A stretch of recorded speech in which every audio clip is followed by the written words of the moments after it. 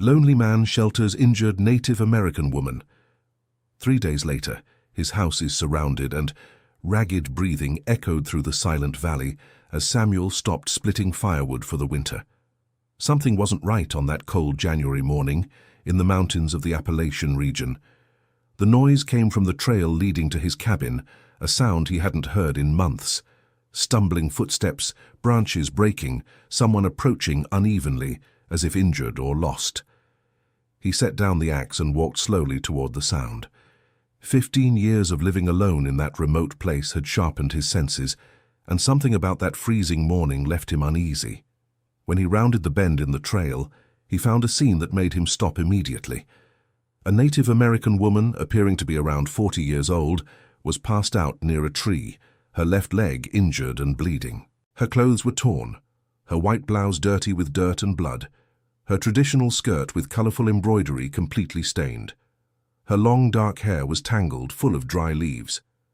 Samuel hesitated for a few seconds.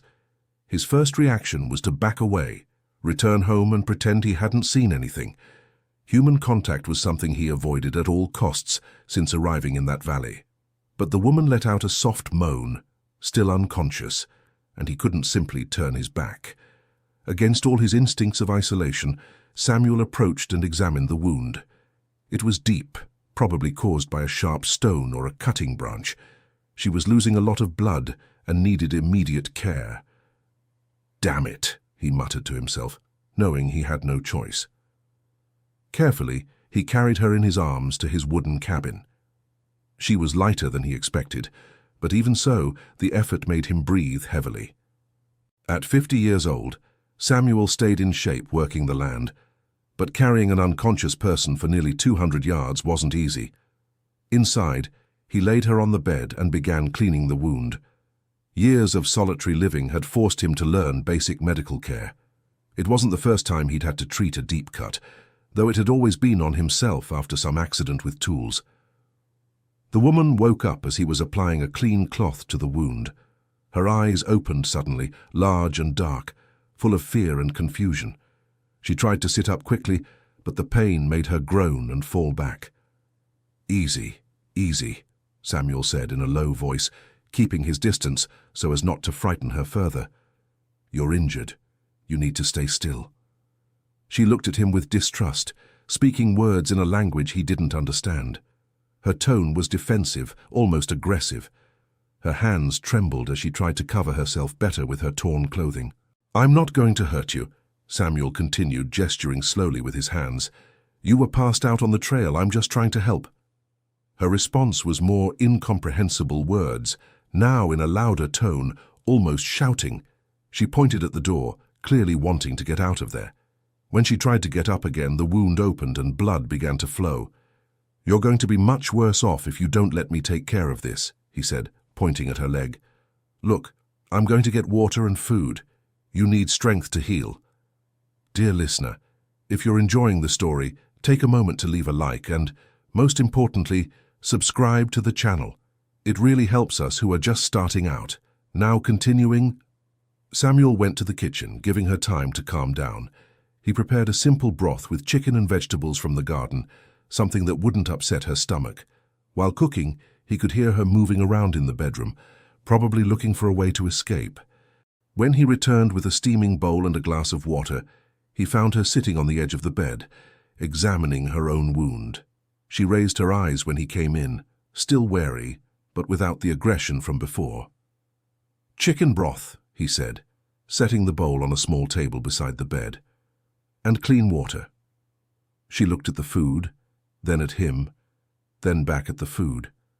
Samuel could see she was hungry, but distrust kept her from accepting anything from him.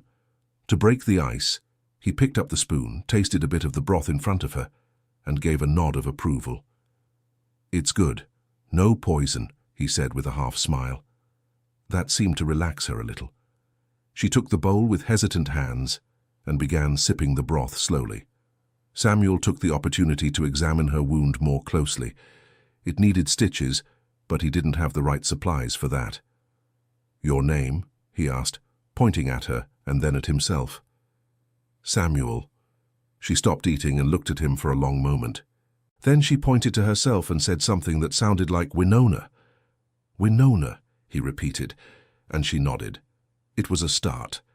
At least now they had names. Samuel improvised a way to communicate using gestures and drawings in the dirt floor. Winona seemed to understand what he meant most of the time, though her answers were always in her native tongue. During the first day, she accepted his basic medical care, but she never fully let her guard down. Samuel could see she was calculating, planning something. Several times he caught her looking out the window toward the forest, as if expecting something or someone. At night, he offered her the bed and said he would sleep in the living room, but she refused. She preferred to stay on the floor, leaning against the wall where she could keep an eye on both the door and the window. Samuel understood that she needed to feel safe, so he just left some blankets nearby and stepped out. During the early hours, he woke to the sound of someone talking. When he approached the bedroom, he found it was Winona talking in her sleep. The words came out in a distressed tone, sometimes in low cries, other times in desperate whispers. She was having nightmares. Samuel knew that kind of suffering well. He himself still woke some nights screaming, reliving the fire that had destroyed his family and his former life in the big city. The pain on her face, even in sleep, was something he recognized perfectly. On the second day, Winona was more cooperative. She let him change the bandages and even tried to speak a few words in English. When he noticed a crescent moon-shaped birthmark on her shoulder, she seemed surprised, as if she hadn't expected him to notice that detail. "Moon," she said in English, pointing at the mark and then at the sky. "Pretty mark," Samuel replied. "You were born special." Winona smiled for the first time, a small but genuine smile. During the day, she began drawing strange symbols on the cabin floor. Circles, wavy lines, small figures that seemed to represent mountains and rivers. Samuel tried to understand the meaning, but it was like deciphering a secret code. Late in the afternoon, when he went out to gather more firewood, he found objects scattered along the forest trail. A necklace made of red and yellow seeds, a small leather pouch with dried herbs inside, and a piece of fabric that looked like it had been torn from a piece of clothing. When he showed the objects to Winona, she became agitated. She grabbed the necklace and held it against her chest, speaking rapid words in her language. Then she examined the herbs in the pouch, separating some and making gestures that indicated they were used for medicine. "Your family?" Samuel asked, pointing at the necklace. She nodded and said a few words in English that he managed to understand. "My mother gave it to me." The revelation brought a new dimension to the situation. Winona was not just lost or injured by accident. She had fled from somewhere, and the objects scattered through the forest were evidence of a desperate escape. "Why did you run?" Samuel tried to ask Winona using gestures. Winona's face immediately closed off. She shook her head and refused to answer, going back on the defensive like on the first day. During the second night, Samuel stayed awake thinking about the situation. It was clear that Winona was fleeing from something or someone, and that her presence there could be putting them both in danger. Part of him wanted to wake her up and tell her she needed to leave as soon as she could walk properly. But another part, a part he had been trying to ignore for 15 years, felt a strange satisfaction in caring for someone again. Ever since he lost his wife Eleanor and his little son in the fire, Samuel had closed himself off to any kind of human connection. Now, seeing Winona slowly regain her strength, something inside him was waking up. On the morning of the third day, he woke up to find Winona already standing, testing her weight on her injured leg. The wound had stopped bleeding and was beginning to heal, but it was still too soon for her to walk long distances. "Better?" he asked. "Better," she answered in English, then pointed to the forest and said something in her language that included the word home. Samuel understood that she wanted to return to her village, but before he could respond, a distant sound made them both stop. It was the sound of horses, many horses, echoing through the valley. Winona went pale instantly. She ran to the window and looked in the direction of the sound, her eyes filling with something Samuel couldn't tell if it was fear or relief. "Who are they?" he asked. She didn't answer, just kept looking out the window. The sound of the horses was getting closer, and now Samuel could make out human voices mixed with the sound of hoofbeats. "Winona, who are these people?" She turned to him with tears in her eyes and said in slow English, "My family. They are looking for me." "Then that's good, isn't it? They came to get you." But Winona's face showed no relief. It showed pure panic. She ran to the front door but stopped before going out. She looked at Samuel with a desperate expression and spoke words in her language that he didn't understand, but the tone was clearly a warning. "What's going on?" he insisted. "Why are you afraid of your own family?" Before she could answer, dozens of silhouettes appeared on the horizon, slowly surrounding the cabin. Samuel counted at least 30 riders, all moving in organized formation, keeping a respectful but strategic distance from the house. Winona tried to run out, shouting something in her language, but Samuel held her back by the arm, thinking she was in danger. "Don't go out there. They might hurt you." "No," she shouted in English. "They not hurt me. They hurt you." The revelation hit Samuel like a punch to the stomach. He wasn't the protector in that situation. He was the one being threatened. Winona wasn't trying to escape her family. She was trying to protect him. The riders stopped about 100 yards from the cabin, forming a nearly perfect circle. None of them got off their horses, but they all remained in position, clearly awaiting some kind of signal or command. Samuel released Winona's arm and looked at her with a mixture of confusion and growing understanding. "You weren't running away from your family," he said slowly. "You were running away from home for another reason, and now they think I kidnapped you." Winona nodded with tears rolling down her face. "I run from home. Find you. They think you take me." The situation was becoming more dangerous by the second. Samuel looked out the window and saw that one of the riders, an elderly man with white hair, had gotten off his horse and was walking alone toward the cabin. "What should I do?" he asked Eleanor. She wiped away her tears and squared her shoulders. "Let me speak first." Samuel nodded and opened the front door. The elderly man stopped about 30 feet from the entrance, keeping his hands visible and speaking in fluent English. "Good morning, sir. My name is Hiawatha. I am the tribal chief of the Echo Valley tribal nation. We are looking for my daughter Eleanor, who disappeared a week ago. We believe she may be here." Samuel felt a tightness in his chest. Eleanor was the chief's daughter. That explained the organized search party and the number of people involved. "She is here," Samuel replied. "But it's not what you think. I found her wounded in the woods and only helped her." Hiawatha nodded slowly, but his eyes remained wary. "May I see her?" Before Samuel could answer, Eleanor appeared in the doorway, limping slightly but walking with dignity. She spoke with her father in their native language for a few minutes, gesturing toward Samuel several times.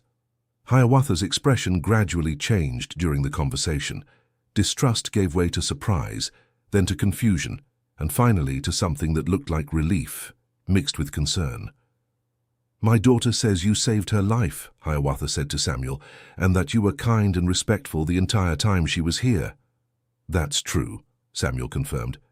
"She was losing a lot of blood when I found her. I just did what any decent person would do." "Not every person is decent," Hiawatha replied with a half-smile, "especially when it comes to a Native American woman alone in the woods." There was a moment of awkward silence. Samuel could feel the weight of the stares from all the riders around the cabin. "Why did she run away from home?" Samuel asked, knowing it was a dangerous question but needing to understand the full situation. Hiawatha's face immediately closed up. "That is a private family matter." Eleanor said something to her father, who shook his head in refusal. She insisted, speaking louder, and other riders drew closer to hear the conversation. "She wants me to tell you," Hiawatha said finally with reluctance, against my better judgment. Samuel waited, feeling he was about to understand a situation far more complex than he had imagined. "Eleanor was being promised in marriage to unite our tribe with a neighboring tribe," Hiawatha explained. "It is an ancient tradition, a way to keep the peace and strengthen our communities, but she refused to accept the marriage and fled the night before the ceremony." "She doesn't love that man," Samuel said, more as a statement than a question. Love is a luxury we cannot always afford, Hiawatha replied. Sometimes we must make choices for the good of the community. Eleanor spoke to her father again, now in a more assertive tone. Samuel did not understand the words, but he could feel the strength of conviction in her voice. "What is she saying?" he asked. Hiawatha sighed deeply. "She is saying she would rather die than marry Takoda." The name of the groom now had an identity. Samuel looked at Eleanor and saw the fierce determination in her eyes. It was the same determination he had felt 15 years ago when he decided to abandon everything and come live alone in the valley. "And now?" Samuel asked. "What is going to happen?" Before Hiawatha could answer, another group of riders appeared on the horizon, coming from the opposite direction. These were riding faster and in a more aggressive formation. "Takoda," Eleanor murmured, and fear returned to her eyes. Hiawatha looked at the new approach with evident concern. "Things just became more complicated," he said to Samuel. "Takoda brought his own warriors." "How many?" Samuel asked. "At least 20, Hiawatha replied, counting the approaching silhouettes. "And they didn't come to talk." Winona moved closer to Samuel, clearly seeking protection. The action did not go unnoticed by anyone present. "Why is she hiding behind a stranger instead of seeking protection from her own father?" asked a voice behind Hiawatha.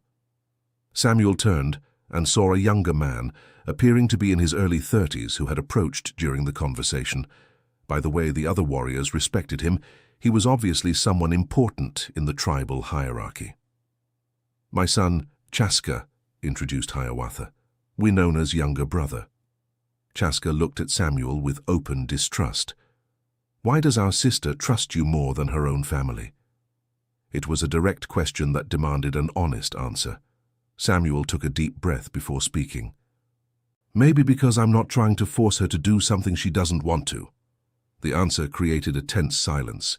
Chaska took a step forward, but Hiawatha stopped him with a gesture. "You don't understand our traditions," said Chaska. "You don't understand how our society works." "I understand enough to know that a woman should have the right to choose who she'll spend the rest of her life with," Samuel replied. "And do you understand enough about the consequences of breaking agreements between tribes? About the wars that can start when traditions are disregarded?" Samuel had no answer to that. He truly didn't understand the political complexities of the situation, but looking at Winona, who was trembling beside him, he knew he couldn't simply hand over a terrified person to appease political conflicts. Takoda's group arrived and stopped at a similar distance from the hut, but on the opposite side. Now Samuel was literally in the middle of two different factions, all on horseback, all obviously armed, even if they weren't openly showing their weapons. A stout man, appearing to be about 35 years old, dismounted from his horse in the middle of the newly arrived group and walked with firm steps toward the hut. He had an arrogant and confident posture that irritated Samuel immediately. "Takoda," whispered Winona beside him, and Samuel could feel her body tensing up. Dear listener, if you're enjoying the story, take a moment to leave a like and especially subscribe to the channel. It really helps us who are just starting out. Now continuing. "Hiawatha," greeted Takoda with a respectful but cold nod of the head. "I see you found my bride." "She's not your bride," said Winona in clear English, surprising everyone with the firmness of her voice. "I refused the marriage." Takoda looked at her with a mixture of anger and contempt. "You don't have the right to refuse. The agreement was already made between our families." "I have the right to decide about my own life," Winona replied, stepping out from behind Samuel to face Takoda directly. "Your rights are defined by tradition and the good of the community," said Takoda, "not by your personal whims." Samuel watched the exchange of words, feeling the tension rise dangerously. He could see that some of the warriors on both sides were positioning themselves more aggressively. "And what if she truly doesn't want to marry you?" Samuel intervened. "Would you force a woman to live with you against her will?" Takoda turned to him with blazing eyes. "And who are you to interfere in matters that don't concern you, outsider?" "Someone who can't stay quiet while watching a person be forced into something they clearly don't want," Samuel replied, keeping his voice calm but firm. "You have no idea the forces you're stirring up," said Takoda, moving closer. Our marriage alliance isn't just about two individuals. It's about the survival of two tribes in difficult times. And what's the alternative? Samuel asked. War? If necessary, Takoda replied without hesitation. The comment made everyone present grow tense. Hiawatha stepped forward quickly. Nobody is talking about war, he said, looking firmly at Takoda. We are civilized peoples. We can find a peaceful solution. The solution is simple, Takoda replied. Winona fulfills the agreement that was made in her name and marries me as planned. And what if I'd rather run away forever than marry you? Asked Winona, her voice growing in intensity. Then you will be brought back as many times as necessary, replied Takoda. A woman cannot simply decide to break tribal agreements because she doesn't like the consequences. Samuel felt a familiar anger rising in his chest. It was the same anger he had felt 15 years ago, when the firefighters said there was nothing more they could do to save his family, that he should accept the loss and move on. And what if there were another alternative, said Samuel, surprising himself by speaking. All eyes turned to him. Even Winona seemed surprised by his intervention. What alternative? Asked Hiawatha. Samuel took a deep breath, knowing he was about to wade into a situation he didn't fully understand, but unable to let Winona be forced into a fate she rejected. And what if someone else wanted to ask for Winona's hand in marriage, someone she chose of her own free will? The silence that followed was deafening. Samuel could see shock, confusion, and anger mingling on the faces of the men around him. Takoda was the first to break the silence with a bitter laugh.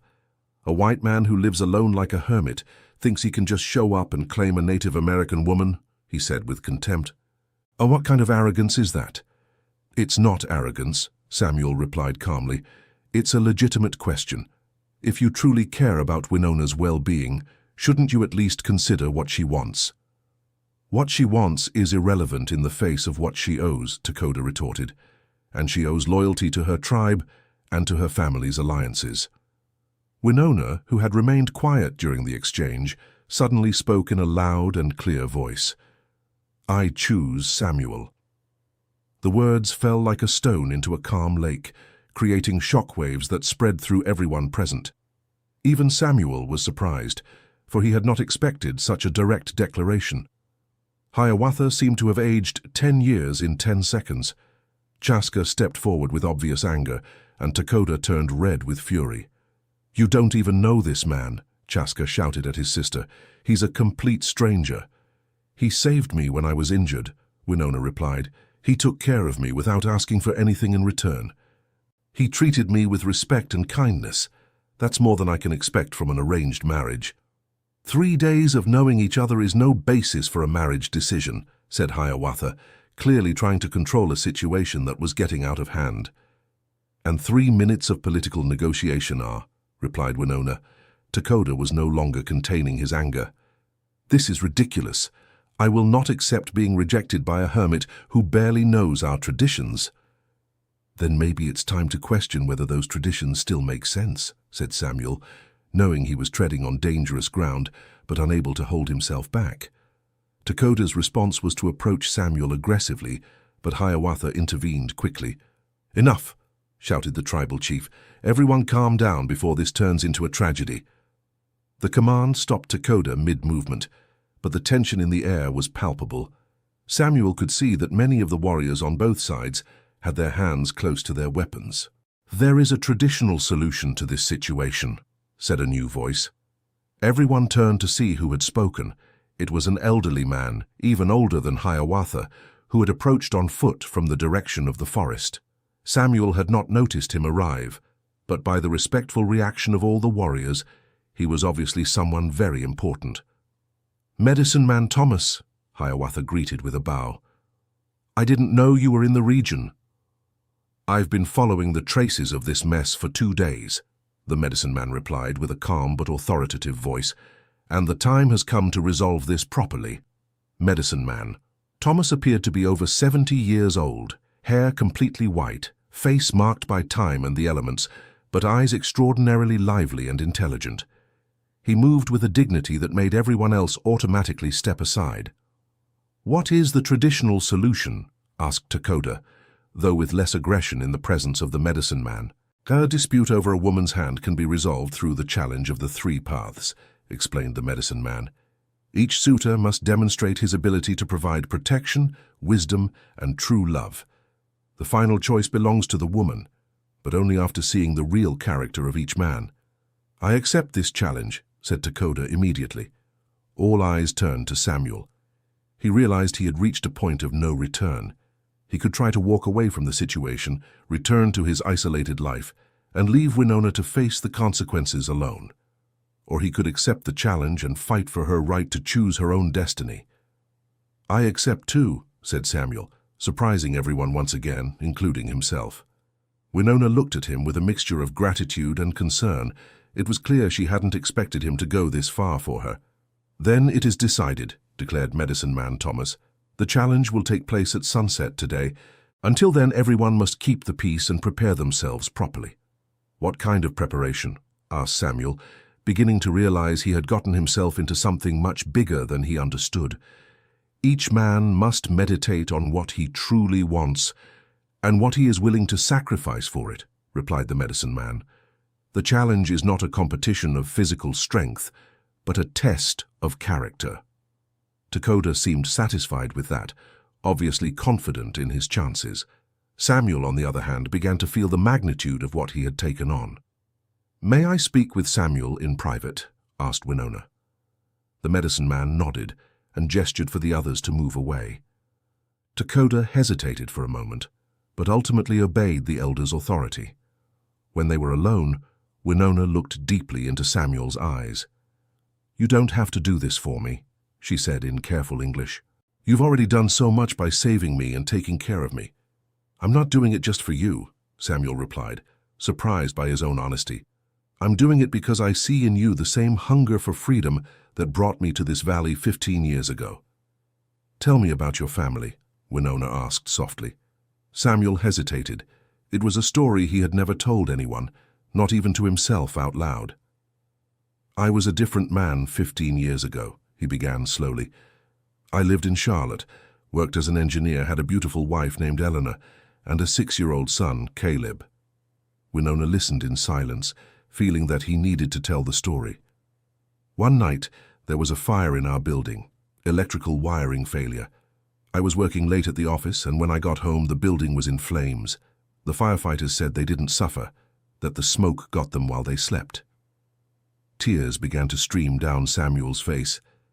It was the first time he had verbalized the tragedy since it happened. I couldn't keep living in that city, in that life. Everything reminded me of them. So I sold everything I had, bought this piece of land in the middle of nowhere, and came to live alone. I thought that if I isolated myself from the world, the pain would eventually pass. And did it? Winona asked gently. No, Samuel admitted. The pain just became buried inside. These 3 days of caring for you were the first in 15 years that I felt useful again, that I felt my life had some purpose beyond just existing. Winona took his hand, a simple gesture but loaded with meaning. That's why you want to face Takoda, she said. Not just for me, but because you want to truly live again. Samuel nodded, realizing she had understood something he himself could barely articulate. But what about you? He asked. Why are you willing to choose a man you've only known for 3 days instead of accepting a marriage that would benefit your tribe? Winona smiled sadly. Because these 3 days showed me what it can be like to live with someone who sees me as a person, not as an object of political exchange. The conversation was interrupted by the arrival of Medicine Man Thomas, who had returned alone. It's time to explain the rules of the challenge, he said, sitting on a log near the hut. Samuel and Winona sat in front of him, like students ready for an important lesson.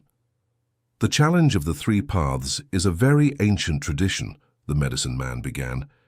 It's not about proving who is stronger or richer, but who has the truest heart. How exactly does it work? Asked Samuel. First, the path of protection. Each suitor must demonstrate how he would protect Winona, not just physically, but emotionally and spiritually. Second, the path of wisdom. Each one must show that he can make wise decisions that benefit not just the couple, but the entire community. Third, the path of true love. Each suitor must prove that his interest in Winona comes from the heart, not from political or personal motivations. "And how are these paths tested?" asked Winona. "Through choices," replied the medicine man. "I will place each suitor in situations where he must choose between what is easy and what is right, between what benefits himself and what benefits others." Samuel felt a knot in his stomach. "What kind of choices?" The medicine man smiled mysteriously.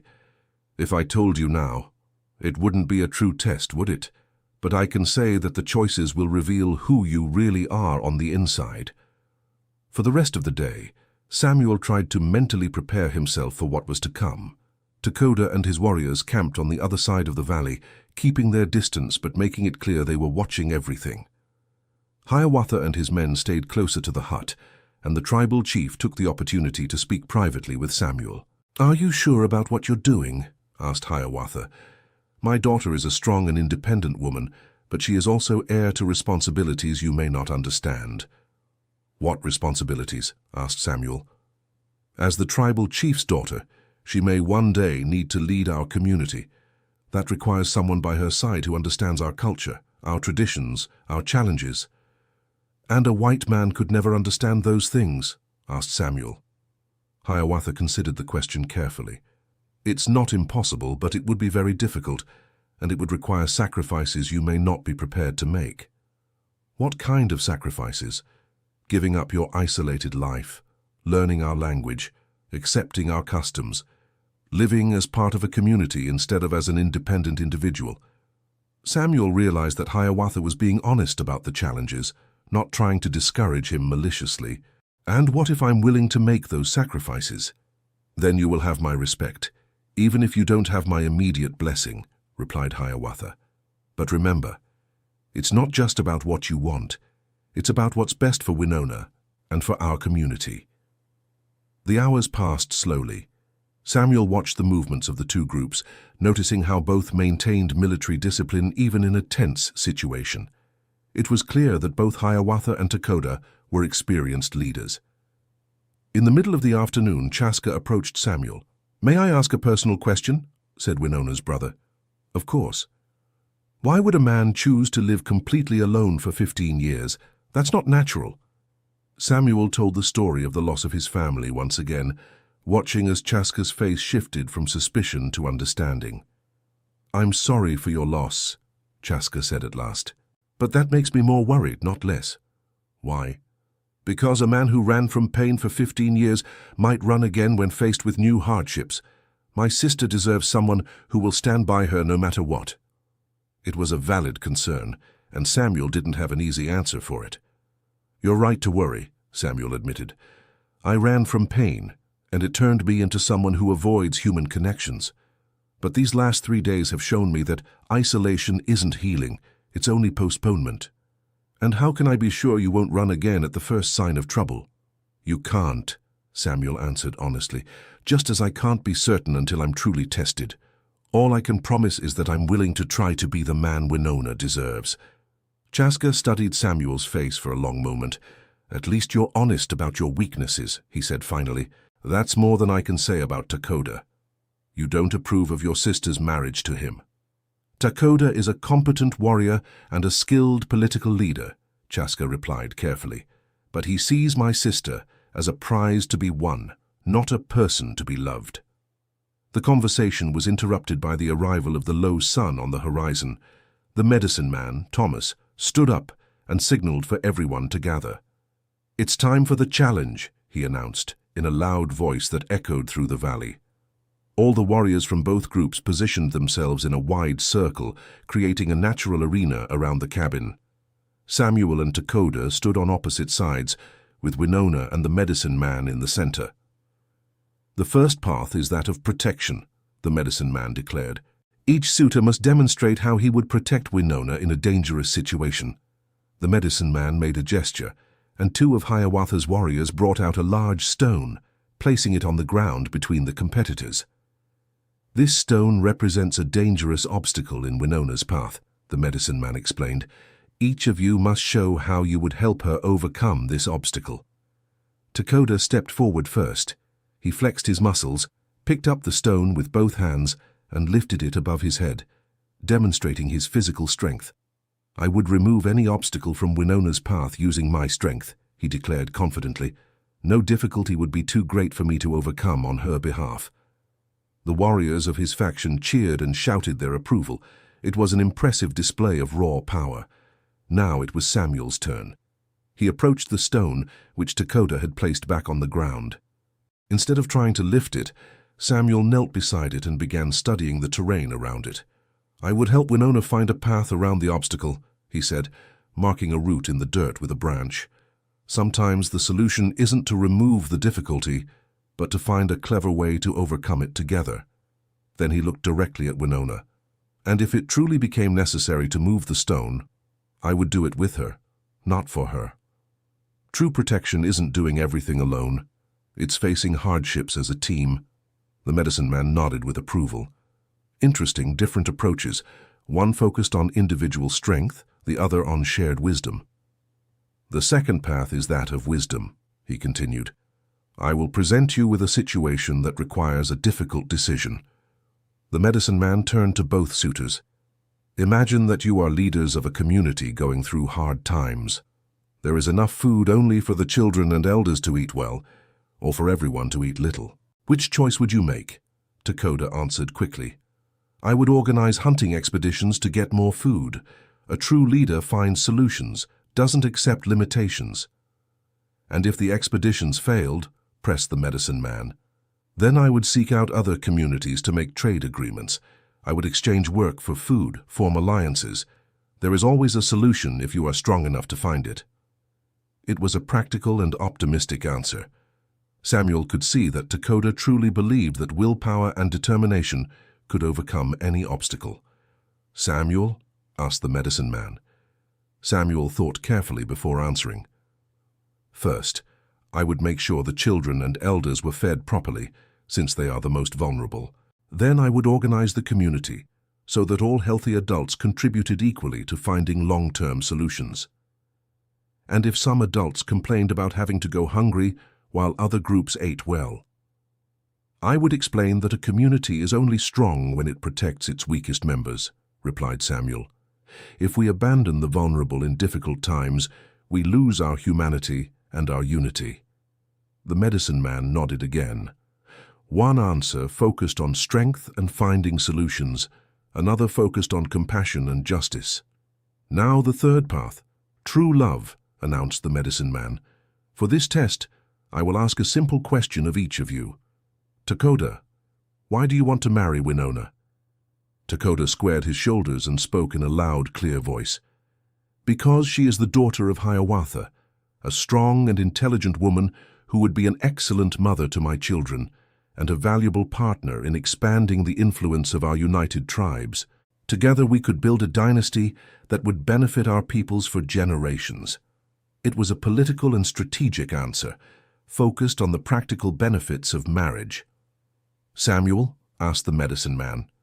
Samuel looked directly at Winona before answering. "Because over the past 3 days, seeing her courage, her determination, and her refusal to accept a destiny she did not choose, I recognized in her the same thirst for freedom that I carry in my heart.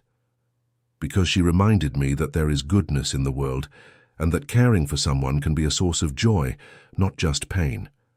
He paused, searching for the right words. "I cannot promise that I fully understand your culture, or that I would be the best political leader for your tribe, but I can promise that I would see her every day as the brave and independent person she is, not as a means to achieve other ends." The silence that followed was profound. Even Dakota seemed moved by the emotional sincerity of the answer. The medicine man turned to Winona. "Both men have completed the 3 paths. Now the choice is yours." Winona looked at Dakota, then at Samuel, then at her father and her brother. It was clear that she was thinking not only of her own feelings, but also of the political consequences of her decision. "May I ask one question of each of you before I choose?" she said. The medicine man nodded. She addressed Dakota first. "If I married you, but asked to continue studying traditional medicine with healers from other tribes, would you allow it?" Dakota hesitated for a moment. Wives have important responsibilities in the village. It wouldn't be practical to keep traveling for studies. So the answer is no? The answer is that your priorities would have to change, said Takoda diplomatically. Winona turned to Samuel. If you truly love me as you say, would you be willing to leave your isolated life and come live in the village, learn our language and our customs? It was the question Samuel had been dreading.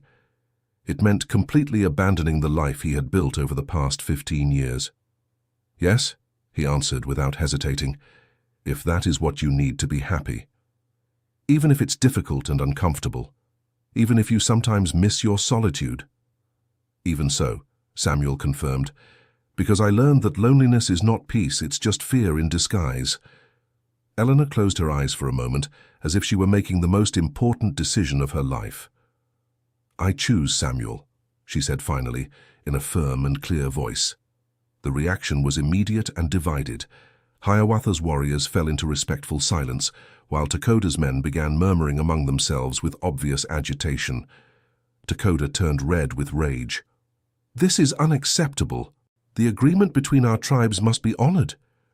The agreement was made without Eleanor's consent, said the medicine man calmly. According to our most ancient traditions, a woman has the right to choose her own destiny when there are suitors who have properly completed the 3 paths. Your ancient traditions will cause a war between our tribes, shouted Takoda. Then maybe it's time to question whether traditions that lead to war are truly wise, Eleanor replied. The tension was reaching a dangerous point. Samuel could see that several warriors on both sides were placing their hands near their weapons. There is a solution, said an unexpected voice. Everyone turned to see who had spoken. It was Chaska, who stepped forward and stood beside his sister. What solution? Asked Hiawatha. Takoda is right about one thing, said Chaska. Our tribe needs alliances to survive, but those alliances don't have to be based on forced marriages. Explain, said the medicine man. I will offer myself to marry Takoda's sister, Chaska declared. She is a respectable woman, and a marriage born of free choice would be stronger than an arranged one. The suggestion caught everyone by surprise. Even Takoda seemed not to have considered that possibility. My sister Chenoa would never agree to this, said Takoda. Why don't we ask her? Suggested Chaska. After all, if women have the right to choose their own destinies, that must apply to all women, not just some. It was a brilliant move. Chaska was using the same logic that had allowed Eleanor to choose Samuel in order to propose an alternative solution to the political problem. Takoda was clearly uncomfortable with the proposal. This would completely change the terms of the original agreement. It would change them for the better, Chaska argued. Instead of an alliance based on obligation, we would have an alliance based on mutual choice and respect. Hiawatha looked at his son with evident pride. It is a wise proposal. Takoda, would you be willing to consider this alternative arrangement? Takoda looked around, realizing he was losing support, even among some of his own warriors. The idea of marriages based on free choice was clearly gaining traction. I would have to discuss this with Chenoa first, he said reluctantly. Then let us go and fetch her, suggested the medicine man. This matter affects many people and must be resolved with the participation of all those involved. She is in our village, a 2-hour ride from here, said Takoda. Then we will send messengers, Hiawatha decided. We will wait as many hours as necessary to resolve this properly. Dear listener, if you are enjoying the story, take a moment to leave a like and, most importantly, subscribe to the channel. It really helps us who are just starting out. Now, continuing. As the messengers departed to fetch Chenoa, a strange atmosphere of truce settled over the valley. The 2 groups of warriors remained camped on opposite sides, but the tension had diminished considerably. Samuel took the time to talk more deeply with Eleanor about what her choice truly meant. Are you sure you want to give up your position as heir to the tribal chief? He asked. It's an important responsibility. Chaska will be a better leader than I would, Eleanor replied. He has the political mindset for it. I have always preferred caring for individual people to leading large groups. And you really want me to go live in the village? Wouldn't it be easier for you to come live with me here in the valley? Eleanor shook her head. You spent 15 years running from humanity. It's time to embrace it again. And I need to be close to my family, at least at first. There is much you need to learn about our way of life." She was right, of course. The integration of a white man into a Native American community would not be easy and would require effort from both sides. "Are you afraid I won't be able to adapt?" asked Samuel. "I'm afraid you'll adapt too well and then resent having given up your independence," she answered honestly. "Living in a community means making constant compromises, accepting that you can't always do exactly what you want. And you're afraid I'll run away again when things get hard." "Yes," Eleanor admitted. "I am." Samuel appreciated her honesty. "I can't promise it will be easy for me. 15 years of isolation left deep scars. But I can promise I will try with all the strength I have." "Why?" asked Eleanor. "What exactly do you see in me that justifies changing your entire life?" It was a deep question that deserved an equally deep answer. "I see courage," said Samuel after thinking carefully. "I see someone who refuses to accept a destiny she didn't choose, even when it would be easier to simply conform. I see genuine kindness, not performative. And I see someone who can see value in me, even after 15 years of self-isolation." "And what do you see as our future together?" she insisted. "I don't know," Samuel admitted, "and that's both frightening and exciting at the same time. For 15 years, my future was always the same thing, one more day alone, then another, then another. Now, for the first time in a long while, the future is an unknown full of possibilities." They were interrupted by the arrival of one of the messengers, galloping back into the valley with news. "Chenoa is coming," announced the messenger, "and she's not alone. She brought the village's council of matriarchs with her." Hiawatha raised his eyebrows. "The entire council? That's unusual." "Apparently the matter of arranged marriages has been a topic of discussion among the women for some time," explained the messenger. "The arrival of your invitation was like a spark in a powder keg." Samuel looked at Eleanor. "It seems your decision to rebel against the arranged marriage had greater effects than we expected." "The women of our community are intelligent," said Eleanor. "If one of us had the courage to question these traditions, others were already thinking the same thing." An hour later, a new group arrived at the valley. At the front was a young woman appearing to be about 25 years old, with a proud posture and a determined gaze. Behind her came 5 older women, all riding with the confidence of those accustomed to being respected. "Chenoa," Takoda greeted his sister, but with a cautious tone that had not been present in his voice before. "Brother," she replied dryly, "I came to understand why you're trying to use me as a political bargaining chip without even asking my opinion." The direct statement caught Takoda off guard. It was clear he hadn't expected his sister to arrive with such a confrontational stance. "It's not a bargaining chip," he said defensively. "It's an opportunity to create an alliance beneficial to both of our tribes." "Beneficial to whom?" asked Chenoa. "To the tribes or to the men who lead the tribes?" One of the elders, a woman with completely white hair and a face marked by the wisdom of many years, stepped forward. "I am Sarah, leader of the Council of Matriarchs," she introduced herself. "I came here because the issue raised by Winona affects all the women in our community." "What issue?" asked Hiawatha, although he already suspected the answer. "The issue of whether adult intelligent women should have a voice in decisions about their own destinies," Sarah replied firmly, "especially when it comes to marriage and family." Medicine Man. Thomas smiled approvingly. "I've been waiting a long time for a conversation like this." "Do you support Winona's rebellion against ancestral traditions?" asked Takoda, clearly uncomfortable with the direction the conversation was taking. "We support the evolution of traditions that no longer serve the well-being of our community," replied another elder woman.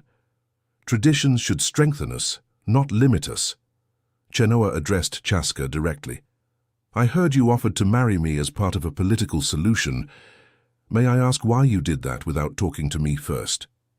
Chaska was visibly embarrassed. "I thought it would be a way to resolve the crisis without forcing my sister into an unhappy marriage." "And didn't it cross your mind that I might not want an arranged marriage either, even if it's with you instead of my brother?" The silence that followed was telling. It was clear that even Chaska, with his good intentions, had assumed he could make decisions about Chenoa's life without consulting her. "You're right," Chaska admitted. "I apologize. I should have considered your feelings before making any proposal. Chenoa nodded approvingly. At least you recognize your mistake. That's already progress. Sarah addressed the whole group. The Council of Matriarchs spent the entire afternoon discussing this situation. We've reached a proposal we'd like to present. We're listening, said Hiawatha. We propose that, from now on, all marriages in our communities be based on mutual consent and free choice, Sarah declared. Arranged marriages will only be permitted if both parties explicitly agree, without pressure or coercion. This would fundamentally change our social structure, Takoda protested. For the better, replied another elder woman. Families formed by love and choice are stronger and more stable than families formed by political obligation. Chenoa looked at Chaska with consideration. You seem like a decent, respectful man. If you'd like to get to know me better, without the pressure of marriage, you'd be welcome to visit our village. And I would be welcome to visit your village, Chaska replied with a smile. Maybe we can build a friendship first and see if it naturally leads to something more. It was an elegant solution that allowed the alliance between the tribes to develop organically, without the pressure of forced political agreements. Takoda looked around and realized he was completely isolated in his insistence on the old ways. Even his own warriors seemed to be considering the women elders' proposals with interest. And what about the alliance between our tribes? He asked, making one last attempt to safeguard the political benefits he had hoped to gain. The alliance can be based on mutual benefits, fair trade, and joint protection, Hiawatha suggested. It doesn't need forced marriages to be effective, Medicine Man. Thomas stood up. It seems we've reached a consensus. The tradition of arranged marriages will be replaced by the tradition of free choice. Takoda, do you accept these changes? Takoda looked at his sister, who stared back at him with a mixture of defiance and hope. He looked at the warriors who were clearly waiting for him to adapt to the new times. Finally, he looked at Winona and Samuel, who were holding hands, awaiting his decision.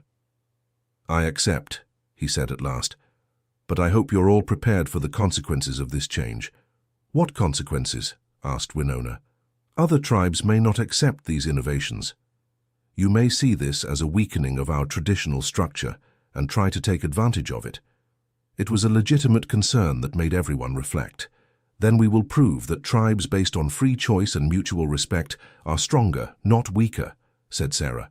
And if other communities want to join us in this evolution, they will be welcome.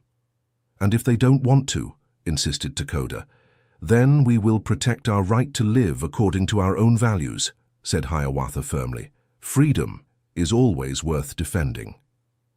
With the political matter settled, there remained the personal matter of Samuel and Winona. The medicine man addressed them. Do you two still want to get married? Yes, they answered in unison. Then it is my pleasure to declare that the wedding will take place when you both feel ready, said the medicine man. But first, Samuel, you must go through a period of adjustment in the village. You cannot marry a Native American woman without truly understanding her culture. How long? Asked Samuel. As long as it takes, replied the medicine man. Maybe months, maybe more than a year. It will depend on your progress and your ability to genuinely integrate into the community. Samuel looked at Winona. Are you willing to wait? I am willing to work alongside you to build something real and lasting, she replied. This is not something you do in a hurry. Hiawatha approached Samuel. You are welcome in our village, but it will not be easy. You will have to prove your commitment not only to Winona, but to the entire community. I understand, replied Samuel, and I accept the challenge. Chaska patted Samuel on the shoulder. At least you'll be honest about your struggles. That's already more than most men can do. When the sun had fully set that night, the valley was transformed. Instead of two hostile groups surrounding a cabin, there was now an expanded community celebrating the beginning of a new tradition. The Council of Matriarchs began telling ancient stories about other times when the tribes had changed their customs to adapt to new eras. The warriors from both sides began sharing their experiences and discovering they had more in common than they had imagined. Winona and Samuel spent the night talking about their future plans. He told her about his former life as an engineer, and she taught him the first words in her native language. "Are you afraid I won't be able to fully adapt?" asked Samuel. "I'm afraid you'll try to adapt too quickly and lose your own identity in the process," replied Winona. "I want you to integrate into our community, but I still want you to remain yourself." "What do you mean?" "You have knowledge and skills that our community can use. Your experience as an engineer, your ability to solve practical problems, your different perspective on things. We don't want you to become a Native American version of yourself. We want you to become the best version of who you already are." It was an important distinction that Samuel had not considered before. "Are you saying that my contribution to the community can come precisely from my differences, not from my ability to conform?" "Exactly," confirmed Winona. "Diversity makes us stronger. Uniformity makes us weaker." The next morning, the two groups began preparations to leave. Samuel's cabin would be left behind, at least temporarily. He took only the essentials, some tools, clothes, and the few personal belongings he still had from his former life. As he was closing the cabin door, Winona approached. "Are you sad to leave this place?" Samuel looked around the valley that had been his home for 15 years. "I'm sad to leave behind the safety that this place represented, but I'm excited about the possibilities of what lies ahead." "And what if you miss the solitude?" "Then I'll talk to you about it," he replied. "One of the things I've learned these past few days is that sharing difficult feelings makes them easier to bear." The journey to the village took the entire day. Samuel rode alongside Winona, watching how she interacted with different members of her tribe. It was clear that she was genuinely loved and respected, not just because of her position as the tribal chief's daughter, but because of her personality and character. During a rest stop, Hiawatha joined them. "May I offer some unsolicited advice?" he asked Samuel. "Of course. Don't try to be perfect from day one. Our community doesn't expect you to become one of us overnight. We only expect you to be genuine in your efforts and respectful of our customs. And what if I make mistakes?" "Everyone makes mistakes," said Hiawatha with a smile. "What matters is being willing to learn from them and not repeating the same mistakes over and over." "Is there anything specific I should know before arriving at the village?" Hiawatha considered the question. "Our community values contribution more than words. What you say about your intentions doesn't matter much. What matters is what you do day to day to help and support others." "What kinds of contributions are most valued?" "Anything that benefits the common good. Manual labor, useful knowledge, care for the most vulnerable, participation in collective responsibilities." When they arrived at the village at the end of the day, Samuel was impressed by the organization and beauty of the place. About 40 families lived in traditional homes, arranged in concentric circles around a central common area. Children ran to greet the group, shouting with joy upon seeing Winona safe and sound. Samuel watched how she greeted each child by name and asked about their families and activities. "She really loves children," commented Chaska, who had approached Samuel. "It's obvious she'd make a great mother," Samuel replied. "Do you want to have children?" Chaska asked directly. The question caught Samuel off guard. He hadn't thought about the possibility of being a father again since losing Caleb 15 years ago. I don't know," he admitted. "It's been a long time since I've thought about it." "It's something you'll have to decide," said Chaska. "Winona has always talked about wanting a big family." It was one more dimension of the new life that Samuel would need to consider. The idea of having children again was both exciting and terrifying. Hiawatha assigned a small cabin to Samuel, located near Winona's family home, but with enough privacy for him to adjust at his own pace. "It's temporary," Hiawatha explained. "When you feel comfortable in the community, and if Winona still wants to marry you, we'll build a proper home for the two of you." On that first night in the village, Samuel lay awake for hours, listening to the sounds of a living community, distant conversations, children playing, music being played, dogs barking, the normal life of people living together in harmony. It was completely different from the absolute silence he had grown accustomed to in the valley. Part of him missed the tranquility, but another part was beginning to appreciate the feeling of being surrounded by human life again. The next morning, Winona woke him before dawn. "First lesson," she said. Our community starts the day together. Samuel dressed quickly and followed her to the central area where most of the village had already gathered. Medicine Man Thomas was leading a brief ceremony of gratitude for the new day. Samuel didn't understand the words, but he could feel the positive energy and unity of the group. When the ceremony ended, people split into smaller groups for the day's activities. "You'll work with the construction group during the first few weeks," Winona explained. "It's a good way to learn how our community works and contribute the skills you already have." The construction group leader was a man in his 40s named Matto, who greeted Samuel politely, but was clearly assessing his abilities. "Winona said you have experience with construction," said Matto. "I'm a civil engineer," Samuel replied. "I have technical knowledge, but little experience with traditional construction methods." "We'll see what you can learn," said Matto, clearly reserving judgment. The first few days were challenging. Samuel had to reconcile his technical knowledge with traditional methods that had been refined over hundreds of years. Sometimes his suggestions were useful. Other times he discovered that the traditional methods were superior to the modern techniques he knew. "Why do you use this type of lashing instead of nails?" he asked on the third day.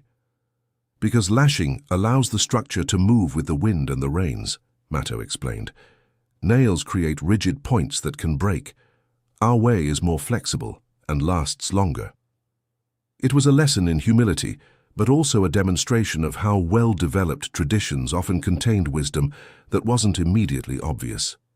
In the evenings, Winona helped him learn the language and understand social customs. Samuel discovered she was good at teaching, patient but firm in her corrections. "You're trying to learn everything too fast," she observed after a week.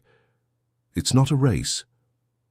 "I want to prove I'm serious about integrating," said Samuel. "You've already proven that by coming here and working hard every day," Winona replied. "Now you need to prove you can find a sustainable rhythm." It was another mental adjustment Samuel needed to make. 15 years of solitary life had accustomed him to working on his own projects until exhaustion. Living in community demanded a more balanced rhythm that allowed energy for relationships and social responsibilities. At the end of the second week, Samuel had his first true adjustment crisis. It had been a particularly difficult day in the construction group, where his technical suggestions were rejected in favor of traditional methods. That evening, during a community meeting, he felt completely lost, unable to understand the discussion or feel useful. When he returned to his cabin, Winona found him sitting in the dark. "What's going on?" she asked. "I'm starting to think I made a mistake," Samuel admitted. "Maybe I'm simply incompatible with community life." "Why do you think that?" "Because I always feel like a foreigner. No matter how hard I try, I'm still clearly different from everyone else." Winona sat down beside him. "Did you expect to feel completely integrated after 2 weeks?" I don't know what I expected. Maybe some sign that I truly belong here." "Samuel, you belong here because you chose to be here, and because we're choosing to accept you. Belonging isn't about feeling identical to others, it's about feeling valued and useful." "But I don't feel useful. My ideas are rejected. I can't participate in the discussions. I feel like I'm more of a burden than a contribution." Winona was quiet for a moment, thinking about her answer. "Can I tell you a story?" she said finally. Samuel nodded. "When I was 16, our village received a family of refugees from another tribe that had been driven from their lands. They spoke a different dialect, had slightly different customs, and felt exactly the way you're feeling right now. What happened to them? The first few months were very difficult. They felt like outsiders. Their contributions were questioned. They made constant social mistakes. Many times they wanted to leave. But they stayed? They stayed. And you know why? Because gradually they found their own ways to contribute. The father of the family was an excellent fisherman and taught techniques that improved our fish production. The mother knew about medicinal plants we didn't know about. The children brought new stories and songs. And how did they feel about belonging to the community? It took almost 2 years for them to truly feel at home, but once they did, they brought a cultural richness our village didn't have before. Samuel felt a little hope returning. "Are you saying I need to find my own way to contribute?" "I'm saying you're already contributing, but you still don't recognize the value of your contributions, And I'm saying real integration takes time, much more time than 2 weeks. What contributions do you think I'm making? Your questions are making people think about why we do things the way we do. Some of your technical suggestions, even when rejected, sparked useful discussions about improvements. And your willingness to work hard, even when you're uncomfortable, is earning respect. How do you know that? Because people talk. Matto told me you have a good work ethic and are genuinely interested in learning. My father mentioned that you ask smart questions about our customs. The children like you because you treat them with patience and respect. Samuel was surprised. He hadn't noticed any of those positive signs. So you think I should keep trying?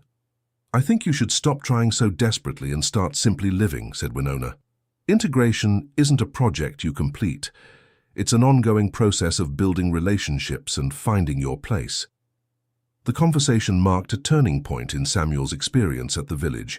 Instead of obsessively focusing on proving his worth, he began to focus on building genuine connections with individual people.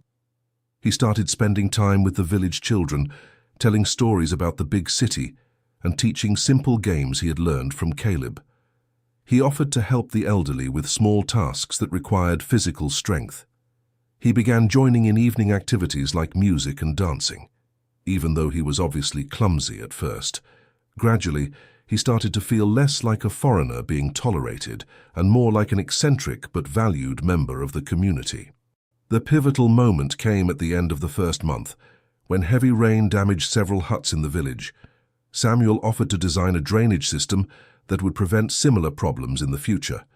His proposal combined modern engineering knowledge with traditional materials and techniques. The result was a system that was both effective and aesthetically compatible with the village's architectural style. "Now you're thinking like one of us," said Matto with approval, "not trying to change us to fit your ideas, but adapting your ideas to benefit our community." It was the first time Samuel truly felt accepted, not just tolerated. That night, he and Winona walked to the edge of the village where they could see the stars clearly. "How are you feeling now?" she asked. "Better," Samuel admitted. "There are still difficult moments, but I'm starting to understand how I can be useful here." "And what about us? How are you feeling about our relationship?" It was a question Samuel had been waiting for. After a month living in the same community but in separate homes, they had developed a routine of spending time together that was both intimate and respectful. "I feel like I'm truly getting to know you for the first time," he said. "During those 3 days in the cabin, I was only seeing a version of you under stress. Now I see who you really are in your natural environment." "And what do you see?" "I see an intelligent woman who is respected not because of her position, but because of her character. I see someone who is genuinely kind without being naive. I see a person who knows what she wants out of life and has the courage to pursue her goals." "And does that still attract you?" "More than before," Samuel answered honestly, "because now I know that my attraction isn't based only on gratitude or the novelty of having human company. It's based on who you really are." "And what about me?" Winona said. "Can I tell you what I'm seeing in you?" Samuel nodded, although with a bit of nervousness. "I'm seeing a man who is working hard to overcome 15 years of self-imposed isolation. I'm seeing someone who makes mistakes but learns from them, who is humble enough to admit when he's wrong, and who is genuinely interested in becoming part of something bigger than himself. Is that a good thing?" "That is exactly the kind of man I would want to build a life with," she said, taking his hand. They sat in silence for a moment, absorbing the weight of what they had said to each other. "How much longer do you think you need before we're ready to get married?" Samuel asked. "How much time do you think you need to be sure you won't run away when things get truly difficult?" It was a provocative but fair question. "I don't know," Samuel admitted. "Maybe that's something we can only find out by living together through genuinely hard times." "Then maybe we should start living together," Winona suggested. "Not as husband and wife yet, but as partners who are building something together." "What do you have in mind?" "There's a house being built in the village that will be ours when we get married. What if we work together to finish it? It would be a way to find out how we make decisions together, how we handle conflict, how we share responsibilities." It was a clever proposal that would allow them to test their compatibility in a practical way. "And what if we find out we don't work well together?" Samuel asked. Then we'll find out before we commit to something permanent, Winona said pragmatically. Better to know now than to discover it after marriage. And what if we find out we work well together? Then we'll have built our first home together, literally, she said with a smile. What better way to start a life together? The next day, Samuel and Winona presented their proposal to Hiawatha and medicine man Thomas. Both approved of the idea, seeing it as a sensible way to test compatibility before marriage.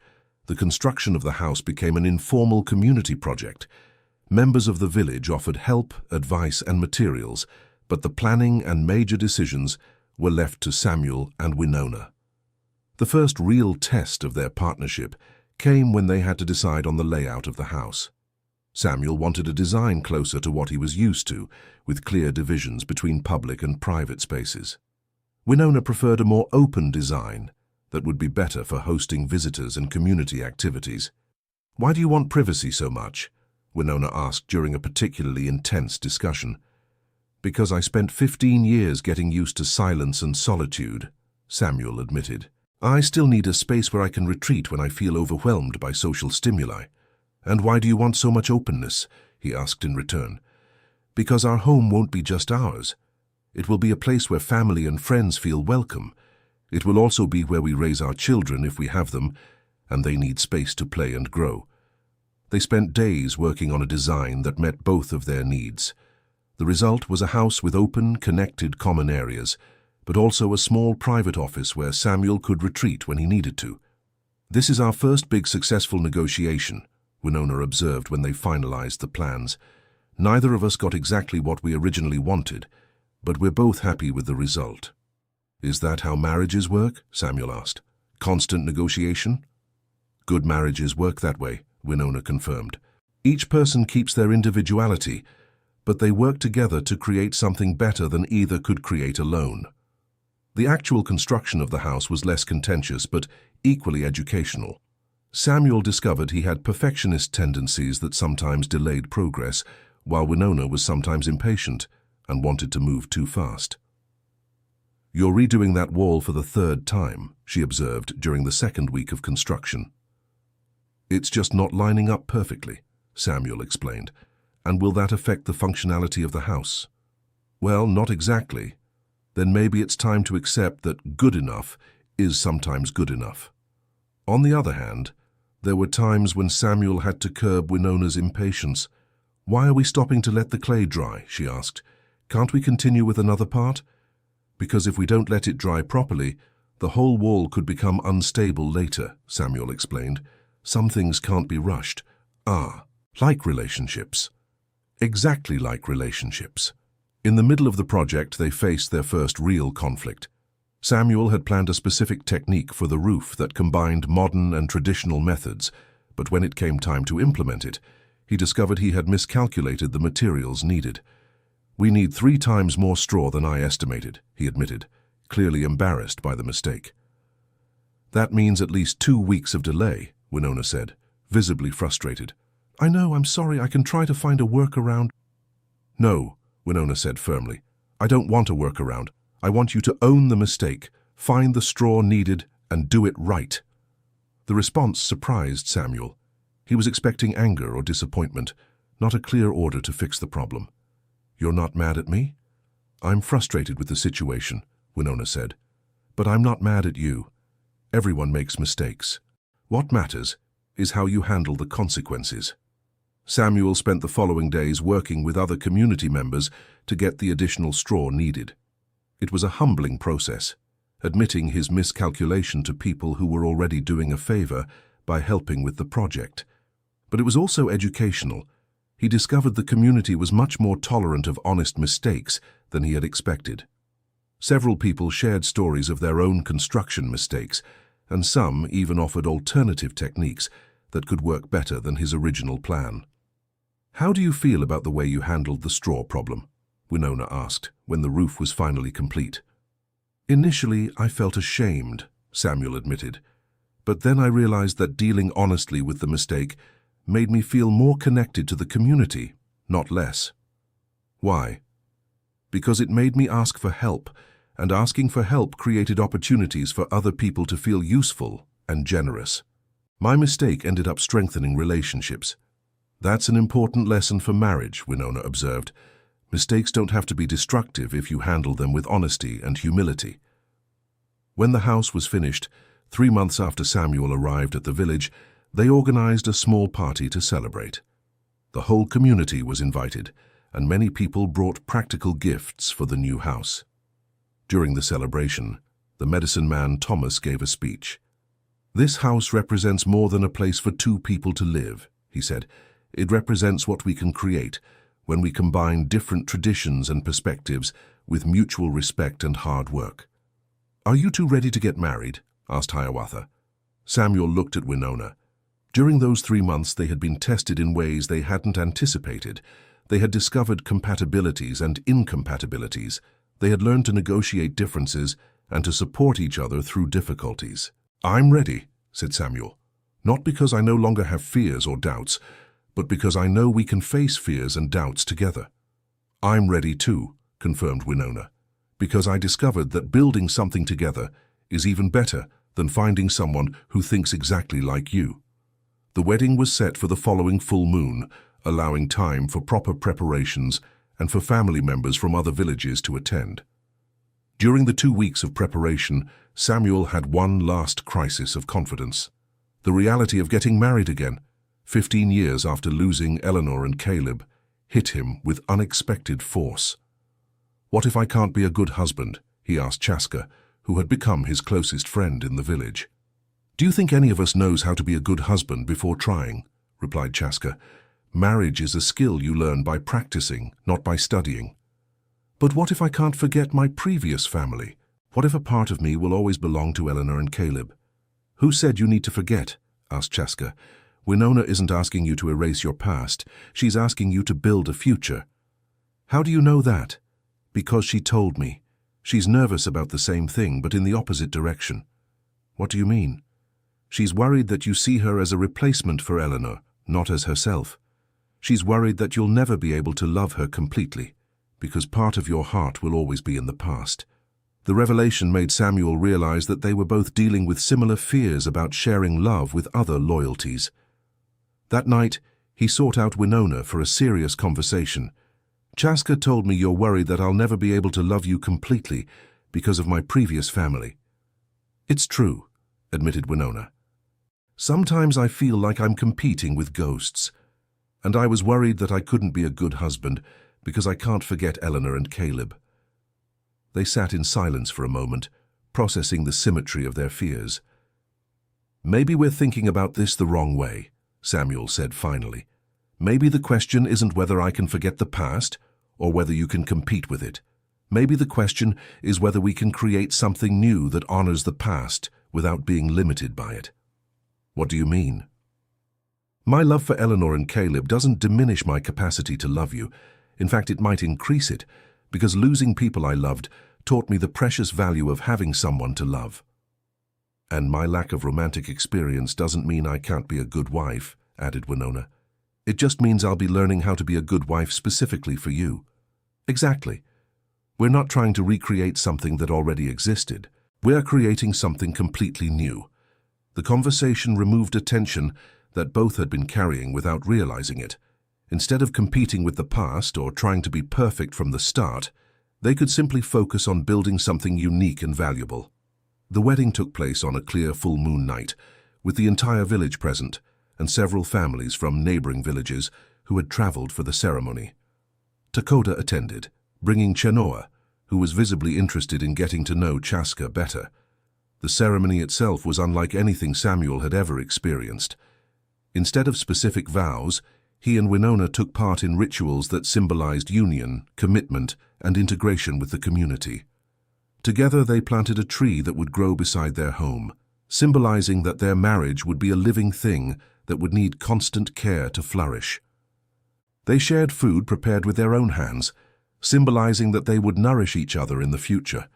They exchanged gifts they had made for each other. Samuel had carved a decorated walking stick for Winona, symbolizing that he would support her on any journey she chose. Winona had woven a blanket with patterns that told the story of their relationship, symbolizing that she would preserve the important memories of their life together. "Now you are family," declared Medicine Man Thomas at the end of the ceremony, "not just with each other but with all of us." The celebration that followed lasted all night. There was music, dancing, stories, and plenty of food. Samuel was surprised by how natural it felt to be at the center of a community celebration, considering that just 4 months earlier he had been living in total isolation. "How are you feeling?" Winona asked during a break in the festivities. "Complete," Samuel replied. "For the first time in 15 years, I feel like all the pieces of my life are in the right place." "And afraid?" she asked. "Of course," he admitted. "But it's a good kind of fear. It's the fear of wanting to protect something precious, not the fear of losing something that's already gone." "I'm afraid too," Winona confessed, "but it's the fear of wanting to be worthy of all this happiness." "You are worthy," Samuel said firmly, "and I'm going to spend the rest of my life making sure you know that." The months that followed the wedding were a mix of joy and practical adjustments. Living together as husband and wife brought new dynamics that they had to navigate. Samuel discovered that Winona was an extreme morning person who liked to start the day with energy, while he preferred to wake up gradually. Winona discovered that Samuel needed time alone every night to process the day, something she initially interpreted as rejection. "Why do you lock yourself in the office every night?" she asked after a few weeks of marriage. "It's not to isolate myself from you," Samuel explained. "It's to isolate myself from the stimulation of the whole day. 15 years of solitude left me sensitive to constant social stimulation." "How much time do you need?" "Maybe an hour, never more than 2. "And then you feel ready to be with me again?" "Afterward, I feel ready to truly be present with you, rather than just physically by your side." Winona accepted this need, but negotiated a condition. Samuel should always say when he was withdrawing and why, instead of simply disappearing without an explanation. "If you tell me, I need an hour to decompress, and then I want to talk to you about my day." "I can respect that," she explained, "but if you just vanish, I'm going to interpret it as rejection."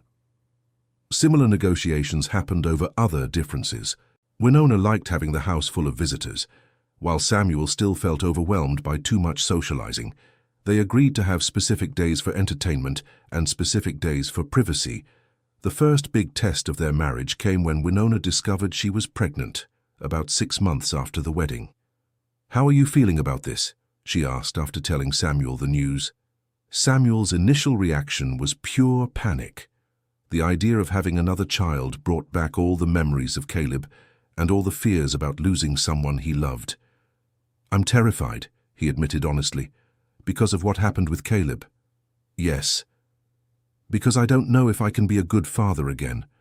What if I can't protect this child? What if I become overprotective? What if I can't love her properly?"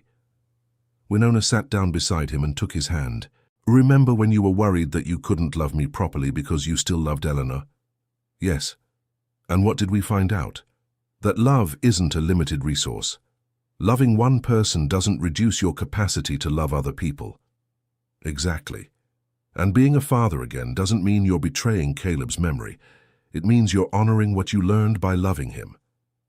What if something terrible happens to this child too?" "Then we'll face it together," said Winona simply. "You won't be alone this time."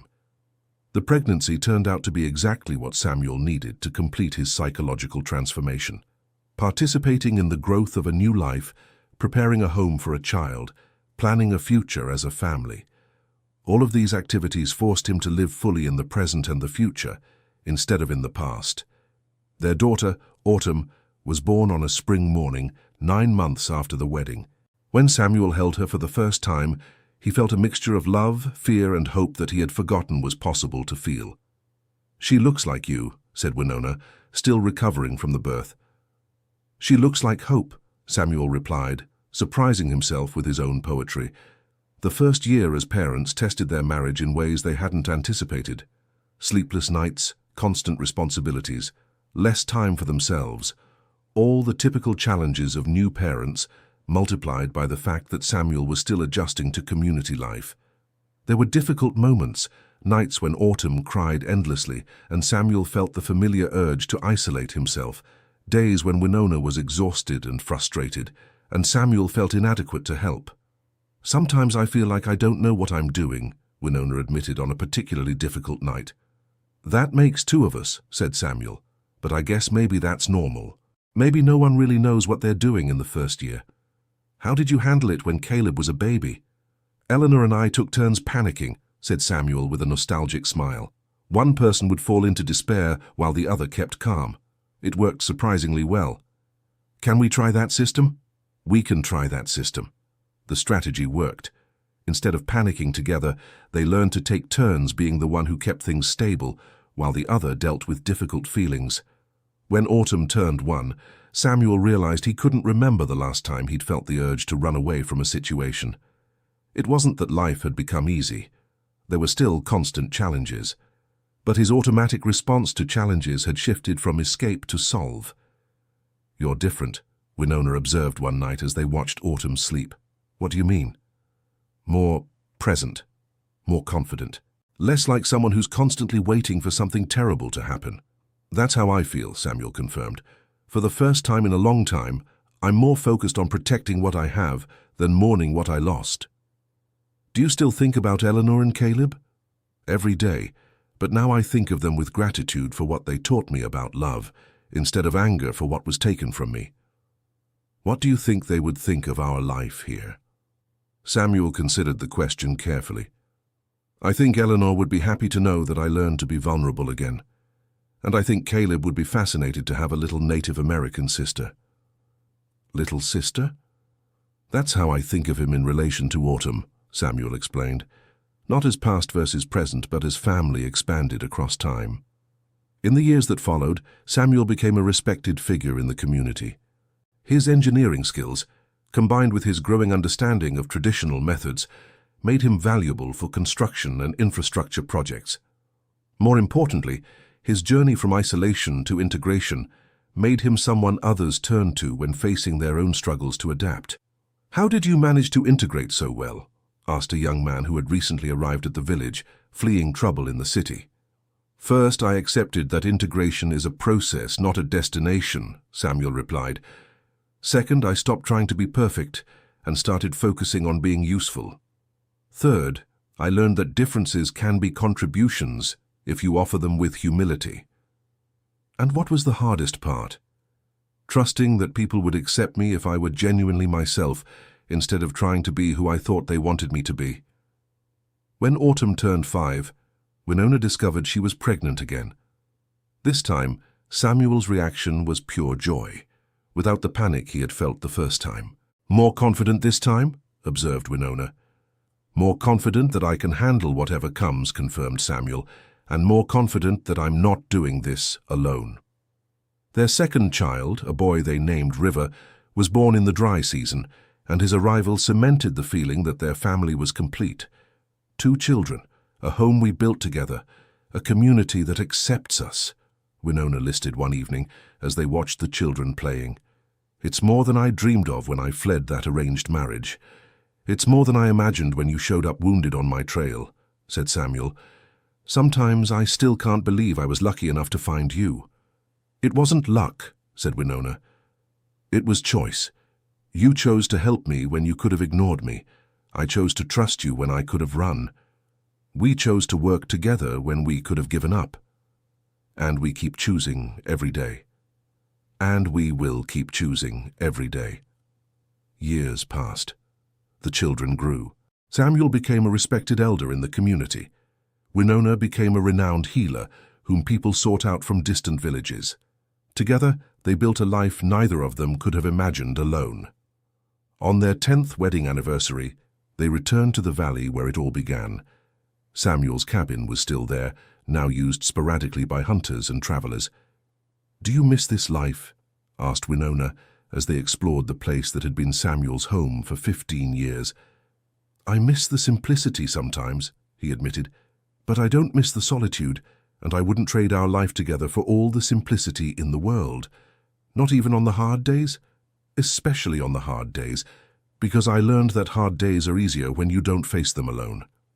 They spent the night in the old cabin, making love for the first time in the place where they had met. It was a way of closing a circle, of honoring the origins of their story, while celebrating what it had become. "If you could go back in time and talk to the man who lived here alone, what would you say to him?" asked Winona. "I would say that the pain of losing people we love doesn't diminish when we isolate ourselves," Samuel replied. "It just becomes harder to bear. And I would say that it's possible to love again without betraying the memories of the past." "And if you could talk to the woman who fled the arranged marriage?" "I would say that fighting for the freedom to choose is not selfishness," said Winona. "It's the only way to create something truly valuable. And I would say that sometimes the right person shows up in the most unexpected moments." The next morning they returned to their village, to their children, to their life built brick by brick through 15 years of daily choices. End of story. Now tell us, do you believe Samuel made the right decision by leaving his seclusion to build a new life with Winona? And Winona, was she right to choose love out of free will instead of accepting the arranged marriage? Share your opinion in the comments and tell us where you're watching from. If our story touched your heart, leave your like and, most importantly, subscribe to the channel so you don't miss other exciting stories we've prepared for you.